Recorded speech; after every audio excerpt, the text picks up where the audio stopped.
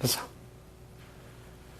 오늘은 로마서 13장 8절에 있는 말씀을 가지고 사랑의 빛을 갚는 삶이라는 제목으로 여러분과 말씀을 나누기 원합니다.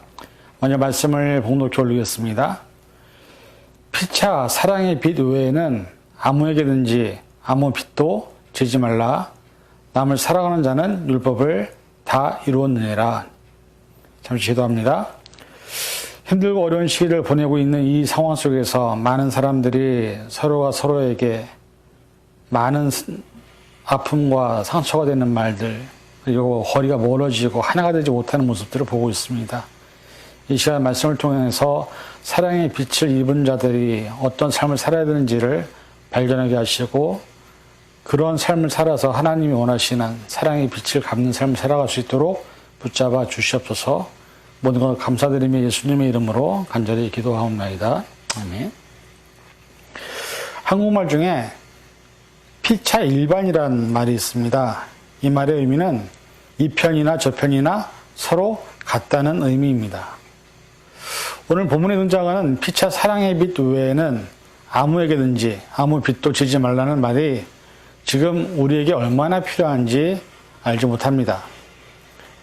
한국은 이념간의 전쟁으로 말미암아 지금 사회가, 그리고 서로의 입장이 다르다는 이유만으로 서로를 적대시하고 서로를 비판하기에 바쁜 모습을 볼 수 있습니다.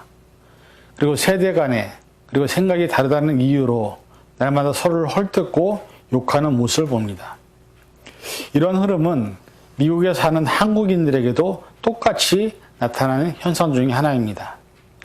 그런데 더욱더 마음이 아픈 것은 그러한 모든 일에 교회를 다니고 하나님을 믿고 또 예수 그리스도를 나의 구주로 고백하는, 그리고 하나님의 말씀인 이웃을 사랑하는 그 사실을 아는 사람들이 더 심하게 이렇게 하고 있다는 사실입니다. 이런 사회적인 현상을 보면서 저는 개인적으로 우리에게 주시는 하나님의 말씀을 어떻게 해석해야 하나 하는 생각을 하게 됩니다. 야고보서 4장 11절에 보니까 이런 말씀이 있습니다. 형제들아 서로 비방하지 말라. 형제를 비방하는 자나 형제를 판단하는 자는 곧 율법을 비방하고 율법을 판단하는 것이라. 내가 만일 율법을 판단하면 율법의 주둔자가 아니요 재판관이로다라는 말씀이 있습니다. 이 말씀은 아주 간단합니다. 형제들끼리 서로 비판하거나 판단하지 말라는 말입니다. 고린도전서 4장 5절에 보면 그러므로 때가 이르기 전 곧 주께서 오시기까지 아무것도 판단하지 말라. 그가 어두움에 감춘 것을 드러내고 마음의 뜻을 나타내시리니 그때 각 사람에게 하나님으로부터 칭찬이 있으리라 말씀합니다. 사실 우리가 지금 하고 있는 여러 가지 말이나 행동이나 또 상대방을 향한 많은 비판과 판단은 하나님께서 절대로 기뻐하지 않는 모습이라고 성경은 말씀하고 있습니다. 코로나가 처음 터져서 정말로 무섭게 전염이 확산될 때에 많은 사람들이 그 모습을 보면서 두렵고 너무나도 겁이 났던 그런 시간들이 있었습니다. 그리고 지금은 그것이 우리에게 너무나 익숙해져 있는 시간들을 보내고 있습니다. 그때에 우리 한국에 있는 코로나 대처하는 상황을 보고 전 세계가 놀랐던 몇몇 사건들이 있었습니다. 그 예를 들면 이미 은퇴해서 더 이상 간호원으로서 하지 않아야 될 은퇴하신 분들이 코로나 환자들이 있는 곳에 가서 가족과 떨어져서 전염의 위험을 무릅쓰고 코로나 환자들을 돌보았던 사건들이 있었습니다. 그리고 한국에 있는 많은 사람들이 코로나로 인해서 힘들고 어려운 사람들을 위한 사랑과 구호의 손길을 끊임없이 펼쳤고, 또한 코로나로 인해서 고립된 사람들을 도왔던 사건들을 많은 세계가 주목했고, 그로 인해서 한국은 많은 주목을 받았던 사건들이 있었습니다. 제가 뉴스 기사로 보았던 가장 감동적인 기사는 코로나가 대구를 한참 힘들게 했을 때 사실 확진자로 판정을 받으신 분들은 집 안에만 계셔야만 했었습니다. 집 밖을 나오지 못했었습니다. 그때 그들에게 날라줄, 또 물건을 딜리버리 해줄 사람들이 필요했는데 한국에 있는 중고등학생들이 자원봉사자로 나서서 그 집 앞에 먹을 음식들과 또 필요한 생활용품을 전달해주고 왔었던 사건이 있었습니다. 제가 그것을 보면서 역시 우리 한국 사람들은 어려울 때 가장 큰 힘을 발휘하는구나라는 것을 제가 느낀 적이 있었습니다. 그러나 요즘 한국에서 들려오는 많은 뉴스나 이야기들은 서로가 서로를 향한 비난과 상대방에 대한 비판의 수위가 너무 높은 것을 보면서 과연 우리나라가, 한국이 앞으로 어떻게 될까 하는 걱정이 앞서는 것은 사실입니다. 전 세계가 이미 코로나 팬데믹 상황 가운데서 힘들고 어려운 시간을 보내고 있습니다. 그리고 많은 사람들이 확진 판정을 받았습니다. 물론 나으시는 분들도 있지만 그렇지 못하신 분들에게 있어서 치료제도 없고 백신도 없이 자신의 삶의 의지와는 상관없이 그냥 죽음을 기다리고 있는 그런 사람들이 있고 그 사람들의 가족들이 있음을 우리는 너무나 잘 알고 있습니다.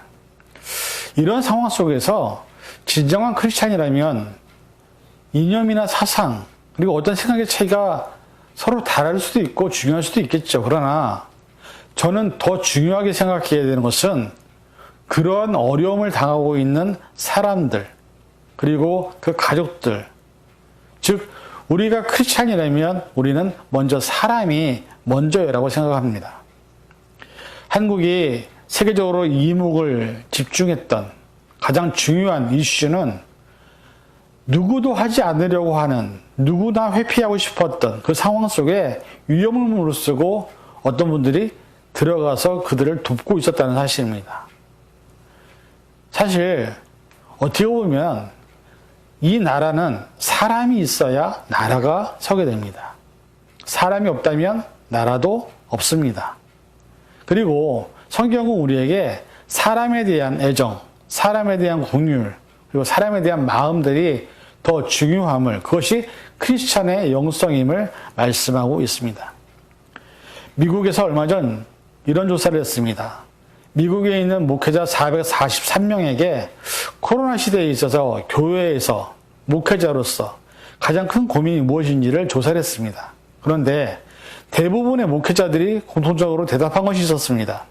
그것은 그동안에 교회가 대면으로 모이면서 지켜왔던 그리고 함께 꿈꾸었던 교회의 공동체 안의 일원들 간의 하나됨 그리고 평화, 그것이 코로나 이후 사태에 대면하지 않고 서로 만나지 않고 연락이 단절된 상황에서 깨지고 있는 모습들이 눈에 보였기 때문에 많은 목회자들이 그 부분이 가장 무섭고 교회 안에서 가장 큰 문제라고 얘기를 했던 적이 있었습니다.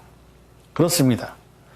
지금 우리는 사람과 사람이 서로 살아가면서 전혀 예상하지 못했던 시대를 맞이하고 있습니다. 우리는 이 시대를 언컨택트 시대라고 얘기합니다. 예전에 아무것도 없이 그냥 악수하고 같이 밥을 먹었던 사람들이 이제는 사회적 거리를 둬야만 됩니다. 마스크를 쓰고 있어야만 됩니다. 그렇다면 이런 것이 계속해서 지속될 때 과연 우리가 서로를 이해하고 서로가 하나가 되고 서로를 위해서 눈물을 함께 흘려줄 수 있는, 서로의 기쁨을 함께 웃어주고 행복해줄 수 있는 사람들이 과연 얼마나 우리에게 있을까요? 예전에도 그렇게 가능했던 시대에도 사실 교회는 많은 분쟁과 많은 싸움 속에 있었습니다. 요한일서 4장 20절에 보니까 이런 말씀이 있습니다. 누구든지 하나님을 사랑하노라 하고 그 형제를 미워하면 이는 거짓말하는 자니 보는 바 그 형제를 사랑하지 아니하는 자는 보지 못하는 바 하나님을 사랑할 수 없느니라. 많은 목사님들이 얘기하시죠. 내 옆에 있는 형제도 사랑하지 못하면서 어떻게 하나님을 사랑할 수 있느냐. 눈에 보이지 않는 하나님을. 내 형제도 내 가족도 사랑하지 못하는데 내가 어떻게 내 이웃을 사랑할 수 있느냐 말합니다. 맞습니다. 우리가 하나님을 사랑한다고 한다면 가장 먼저 거기에서 나와야 되는 것은 나와 다른 사람을 사랑할 수 있어야 되는 것입니다. 마가복음 12장 33절에 보면 또 미움을 다하고 마음을 다하고 지혜를 다하고 힘을 다하여 하나님을 사랑하는 것과 또 이웃을 자기 자신과 같이 사랑하는 것이 전제로 드리는 모든 번제물과 기타 제물보다 나으니라 라는 말씀합니다. 우리가 하나님께 아무리 제사를 많이 드려도, 아무리 예배를 많이 드려도 그거보다 더 중요한 것이 뭐냐? 하나님을 사랑하고 내 옆에 있는 나와 다른 사람들을 사랑할 수 있어야 한다는 것입니다. 누가복음 10장 27절에 대답하여 이르되 내 마음을 다하며 목숨을 다하며 힘을 다하며 뜻을 다하여 주 너희 하나님을 사랑하고 또한 내 이웃을 내 자신과 같이 사랑하라 하였나이다. 이것은 대계명입니다. 하나님을 사랑하고 내 이웃을 사랑하는 것은 성경의 가장 중요한 대계명입니다. 그러나 과연 지금 우리 현재 나타나는 상황 속에서 우리가 다른 사람을 사랑하고 있다고 생각하십니까? 우리는 어떻게 보면 사랑하기보다는 그 사람에 대한 비판과 비난과 폭로와 그 사람을 끌어내리기 위해 우리는 애를 쓰고 있는 것은 아닌가라는 생각이 듭니다. 지금 우리가 크리스천이라고 한다면, 하나님의 자녀라고 한다면 과연 이런 시대 가운데서 우리는 어떠한 삶을 살아야 할까요? 제가 개인적으로 좋아하는 말씀 중에 하나는 로마서 12장 15절입니다. 즐거워하는 자들과 함께 즐거워하고 우는 자들과 함께 울라. 지금은 즐거워하는 사람은 없습니다. 우리 주변에 우는 사람들은 너무나 많습니다. 그런데 과연 우리 주변에 있는 우는 사람들과 우리가 함께 현재 울고 있습니까? 우리의 생각이 사람을 향해 있다면 우리는 아픈 사람, 힘든 사람, 어려운 사람, 죽어가는 사람들 향해서 눈을 돌려야 되는 것입니다. 여러분, 성경을 아는 것이 중요한 것이 아닙니다. 성경이 아는 것을 삶으로 실천하는 것이 제일 중요하다고 믿습니다. 오늘날 미국이나 한국이나 모든 사람들은 감정이나 이성 속에서 더 이상 말씀이 살아있다면 과연 이런 현상들이 나타날 수 있을까라는 생각을 해봅니다. 어떻게 보면 말씀이 죽은, 말씀대로 살지 않은 우리의 선택으로 빚어진 현실 앞에서 우리가 크리스천이라고 하나님의 자녀들이라고 한다면 우리는 하나님 앞에 좀 더 내 자신을 솔직하게 내려놓아야 되지 않을까요? 로마서 12장 2절에 보면 이런 말씀이 있습니다. 너희는 이 세대를 본받지 말고 오직 마음을 새롭게 함으로 변화를 받아 하나님의 선하시고 기뻐하시고 온전하신 뜻이 무엇인지 분별하도록 하라. 우리를 향하신 하나님의 선하시고 기뻐하시고 온전한 뜻이 여러분은 무엇이라고 생각하십니까? 저는 오늘 본문에 있는 말씀처럼 우리가 피차 사랑의 빛 외에는 지지 않았다는 것입니다. 하나님께서 독생자 예수 그리스도를 이 땅에 보내시어 십자가에 예수님을 달리게 하심으로 구원의 계획을 펼치신 것은 모든 인류를 위한 희생이었습니다. 결국 이 세상에 존재하는 모든 사람들이 빛을 졌는데 그것은 바로 십자가의 사랑의 빛을 졌다는 것입니다. 그리고 우리가 그 빛을 갚는 길은 말씀의 서와 같이 나와 다른 생각을, 나와 다른 뜻을 품고 있는 또 서로 다른 사람들을 우리가 진 사랑의 빛으로 다시 사랑을 나누어주는 것만이 우리가 이 시대에 마지막으로 맡겨진 사명이라는 것을 깨달아야 할 줄 믿습니다. 야고보서 1장 19절에 이렇게 말합니다. 내 사랑하는 형제들아 너희가 알지니 사람마다 듣기는 속히 하고 말하기는 더디하며 성내기도 더디하라. 여러분, 이런 말씀대로 사는 사람이 얼마나 있을까요, 요즘에? 지금 현대는 분리의 시대라고 해도 과언이 아닐 것입니다. 피부가 다르고, 언어가 다르고, 종교가 다르고, 성향이 다르고, 성격이 다르고, 생각이 다르고, 문화가 다르고, 목표가 다르면 우리는 나와 다른 모든 사람들을 적으로 돌린다면 과연 나는 이 세상에서 할 수 있을까요? 왜냐하면 사람은 누구나 지금까지 살아오면서 나와 다른 생각과 다른 목표와 다른 사람들과 함께 살아왔던 존재들이었습니다. 여러분들 스스로 한번 돌아보시기 바랍니다. 여러분과 똑같은 생각과 여러분이 생각하는 똑같은 목표와 여러분이 생각하는 똑같은 마음과 똑같은 행동을 하면서 같이 함께 살아온 분들이 지금까지 얼마나 했습니까? 여러분이 몇 살이든 얼만큼 살아왔든 간에 하물며 나의 가족들도 서로 다릅니다. 서로 생각이 틀립니다. 근데 어떻게 같이 살 수 있을까요? 이유는 가족이기 때문입니다. 그래서 참는 것이고, 그래서 이해하려고 노력하는 것이고, 그래서 함께 밥을 먹으며 살아가는 것이 가족이 아닐까요? 우리가 하나님을 아버지라고 부릅니다. 이 세상에 존재하는 모든 크리스찬들은 하나님을 아버지라고 부릅니다. 이 말이 무슨 말을 의미합니까? 이것은 우리 모두가 하나님의 자녀라는 공통 분모를 가지고 있습니다. 그러나 서로 절대 다를 수밖에 없는 존재라는 사실이죠.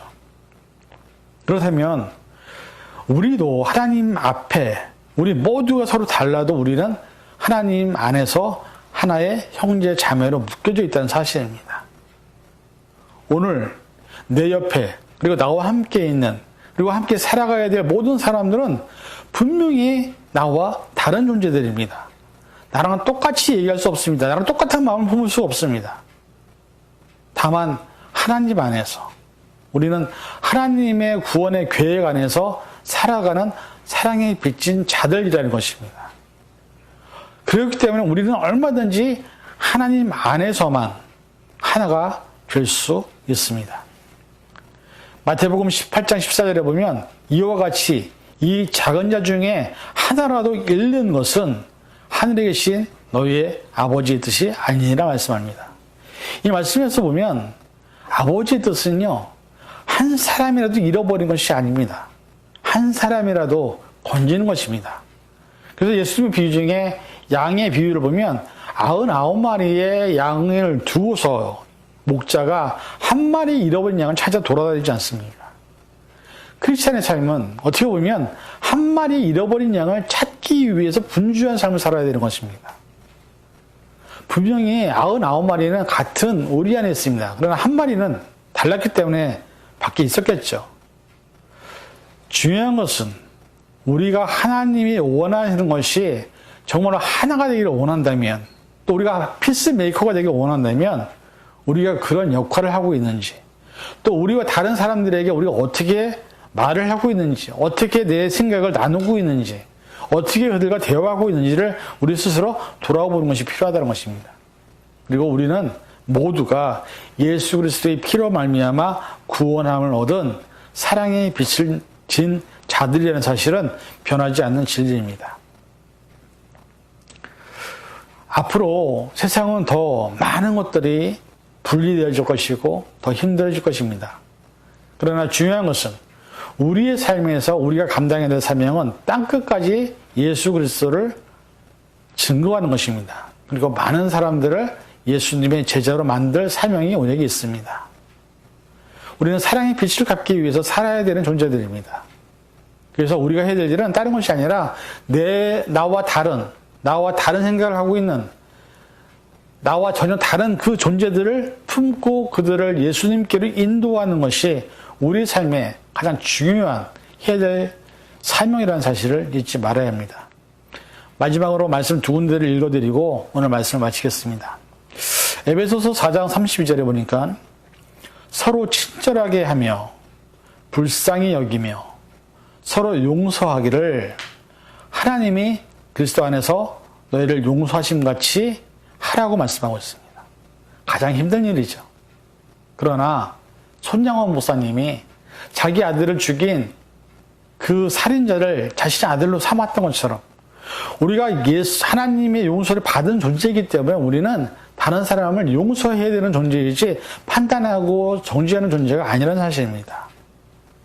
요한일서 4장 12절에 있는 말씀에 보면 어느 때나 하나님을 본 사람이 없으되 만약 우리가 서로 사랑하면 하나님이 우리 안에 거하시고 그의 사랑이 우리 안에 온전히 이루어지느니라 말씀하고 있습니다. 하나님을 본 사람은 없습니다. 근데 하나님을 우리가 어떻게 경험하느냐? 우리가 서로 사랑하면 됩니다. 나와 다른 사람들을, 나와 다른 생각을 하고 있는 사람들을, 나와 다른 마음을 품고 있는 사람들을, 언어가 다르고 피부가 다르고 문화가 달라도 그들을 품으면 바로 그것이 하나님이 우리 안에 거하시는 것을 경험하는 것이라고 말씀하고 있습니다. 이제는 말씀으로 돌아가기 원합니다. 그리고 말씀 안에서 우리의 방향과 우리의 삶의 목표를 찾아서 저와 여러분들이 이 힘들고 어려운 시대에 힘들고 어려운 사람들을 또 정말로 눈물을 흘리는 사람들과 함께 울어줄 수 있는 그런 하나님의 사랑을 빚진 자들로서 살아가는 저와 여러분이 되시기를 주님의 이름으로 간절히 축원을 드립니다. 기도하겠습니다. 사랑해 주님, 우리가 사랑이 빚진 자들입니다. 우리는 서로 다 다릅니다. 그러나 그들을 품어야 합니다. 그들을 용서해야 합니다.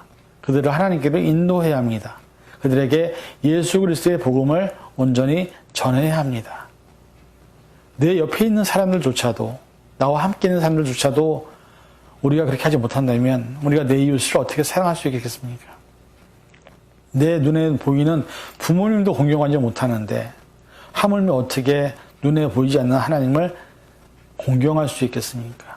이 시간 우리가 사랑의 빚진 자들로서 무엇을 먼저 해야 되는지, 어디에 우리의 포커스를 맞춰야 되는지를 돌아보게 하시고 이제부터라도 다시 크리스찬의 아름다운 영성을 회복할 수 있는 믿음의 10년을 될 수 있도록 도와 주시옵소서. 모든 것 감사드리며 예수님의 이름으로 간절히 기도하옵나이다. 아멘.